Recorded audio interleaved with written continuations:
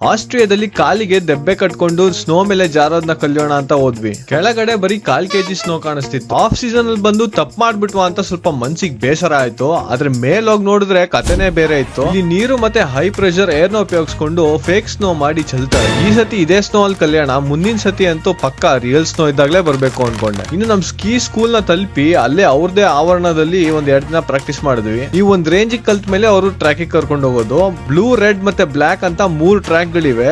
ಎಷ್ಟು ಬೈಕ್ ಬರ್ಸುತ್ತೆ ಅನ್ನೋದ್ರ ಮೇಲೆ ಇದನ್ನ ಡಿವೈಡ್ ಮಾಡಿರ್ತಾರೆ. ಇಲ್ಲಿ ನೋಡ್ತಾ ಇರೋದು ಯಮರಾಯನ ಪ್ರಿಯ ಬ್ಲಾಕ್ ಸ್ಲೋಪ್. ಇನ್ನು ಅಲ್ಲಿ ಪ್ರಾಕ್ಟೀಸ್ ಮಾಡ್ತಿದ್ ಮಕ್ಳನ್ನ ನೋಡಿದ್ರೆ ನಾಚಿಕೆ ಆಗೋದು. ನಾವಿರೋ ಸೈಜ್ಗೆ ಅವ್ರ ಕಾಲಡಿನೂ ನುಗ್ಗಕ್ಕಾಗಲ್ಲ. ನಮ್ ಇನ್ಸ್ಟ್ರಕ್ಟರ್ ಕೊನೆಯ ದಿನ ಬ್ಲೂ ಸ್ಲೋಪಿಗೆ ಕರ್ಕೊಂಡು ಹೋದ. ಮೇಲಕ್ಕೆ ಹೋಗೋದಕ್ಕೆ ಪಿಕಾಸಿ ತರದ್ ತಗೊಂಡು ಅಂಡಿಗೆ ಮೆತ್ಕೊಂಡ್ರೆ ಅದಾಗದೆ ಕರ್ಕೊಂಡು ಹೋಗುತ್ತೆ.